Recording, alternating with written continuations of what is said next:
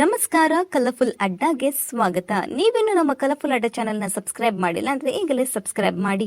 ನೀರಿಗೆ ಬಿದ್ದ ಜಾನು ಎಲ್ಲಿದ್ದಾಳೆ ಹಾಗೂ ಏನು ಮಾಡುತ್ತಿದ್ದಾಳೆ, ಈ ಎಲ್ಲದರ ಬಗ್ಗೆ ಸಂಪೂರ್ಣವಾಗಿ ಈ ವಿಡಿಯೋದಲ್ಲಿ ತಿಳಿಯೋಣ. ಲಕ್ಷ್ಮೀ ನಿವಾಸ ಧಾರಾವಾಹಿಯಲ್ಲಿ ಜಾನುರವರ ಪಾತ್ರಧಾರಿಯ ಬದಲಾವಣೆ ಆಗಲಿದೆ ಎಂಬ ಮಾತುಗಳು ಕೇಳಿ ಬಂದಿದ್ದವು. ಆದರೆ ಅವರ ಪಾತ್ರದಲ್ಲಿ ಬದಲಾವಣೆ ಇಲ್ಲ ಹಾಗೂ ಜಾನು ಪಾತ್ರದ ಅಂತ್ಯ ಕೂಡ ಮಾಡಲ್ಲ. ಹಾಗಾದರೆ ಜಾನುಗೆ ಏನಾಗಿರಬಹುದು?